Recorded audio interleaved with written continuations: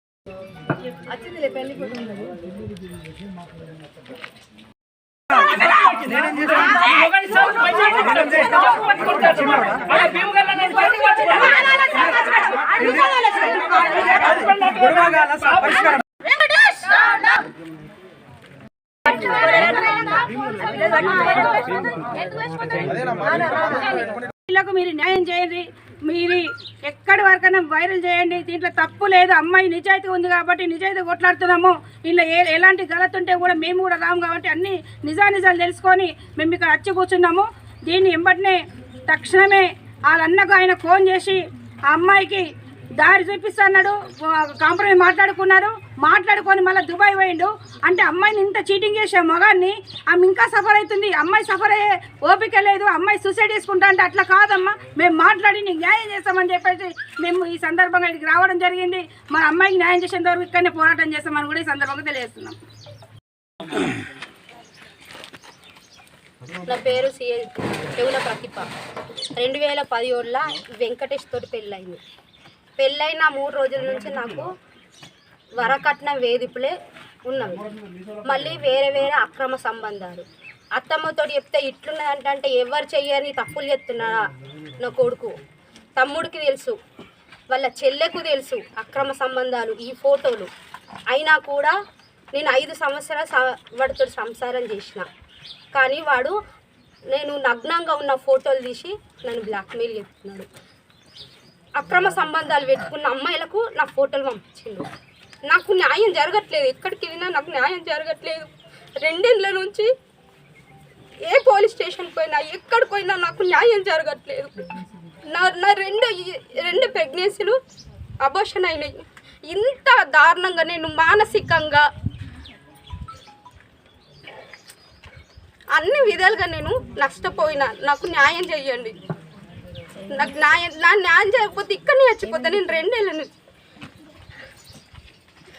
వీళ్ళు అతన్ని దొంగతనాల మ్యారేజ్ చేసి ఫారెన్కి పంపించిండు. 10 ఏళ్ళ దాకా రాడంట. నాకు ఇలానే 10 ఏళ్ళ దాకా నాకు న్యాయం జరగకుండా ఇలానే ఉండిపోండి అన్నట్టు వీళ్ళు బెదిరింపులు. మరిది సీను, అత్తమ్మ చెవుల లక్ష్మి, ఇలా మూల దారుణం శ్రీజ కూడా బింగల్కు దుమాల శ్రీజ. ఆ దుమాల శ్రీజ అన్నను అక్రమ సంబంధం పెట్టుకున్న అమ్మాయిలతో వాళ్ళ ఇంట్లో పడుకోబెడుతుంది. వాళ్ళ అమ్మాయిలతో వాళ్ళ అమ్మ వాళ్ళ తమ్ముడు మాట్లాడతారు అక్రమ సంబంధాలు పెట్టుకున్నతోటి. ఇన్ని విధాలుగా నన్ను మానసికంగా నన్ను హింసించిండ్రు. అధిక కట్నం కావాలని, వరకట్నం కోసము. ఈరోజు చెంగల్ ప్రతిభ అమ్మాయి మా దగ్గరికి రావడము, ఆమె సమస్య చెప్పుకోవడము, దారుణమైన పరిస్థితి. నిత్య పెళ్లి కొడుకు మరి నా పేరు అరుణజ్యోతి, ఉత్తర తెలంగాణ రాష్ట్ర అధ్యక్షుల్ని, అట్లాగే ట్రైబల్స్ బీజేపీ రాష్ట్ర అధికార ప్రతినిధి, మరి ఓబీసీ జిల్లా ప్రెసిడెంటుడు, ఎస్సీ జిల్లా ప్రెసిడెంటుడు, మరి వీళ్ళందరూ మా మహిళా సంఘం నుంచి ఒక ఆడపిల్ల అన్యాయం జరుగుతుందని తెలిసి మేము ఇక్కడికి రావడం జరిగింది. వాని మీద కేసులు పెట్టినా కానీ అవన్నీ అలా మరో పెళ్లి చేసి దుబాయ్ పంపించడం కూడా జరిగింది. 10 ఏళ్ళ దాకా రాకపోతే అమ్మాయి పరిస్థితి ఏంది? అమ్మాయికి వెంబటినే న్యాయం చేయాలా, చెయ్యని ఎడల పెద్ద ఎత్తున ఆందోళన ఉంటుంది. ఎక్కడి వరకైనా పోరాటం చేయడానికి సిద్ధం ఉన్నాము. ఇంకా అన్ని మహిళా సంఘాలు అందిస్తాము, రోడ్ ఎక్కిస్తాను. వాళ్ళు ఇచ్చిన కట్నము అమ్మాయికి 2 అబార్షన్లు కూడా చేయించడం జరిగింది. ఇంత దౌర్భాగ్యమైన సొంత మేనత్తనే ఇంకా పరాయి అత్త కూడా కాదు. అమ్మాయి కిరోసిన్ పోయాలని ప్లాన్ చేసిండ్రు. అమ్మాయి కట్నం వేధింపులు.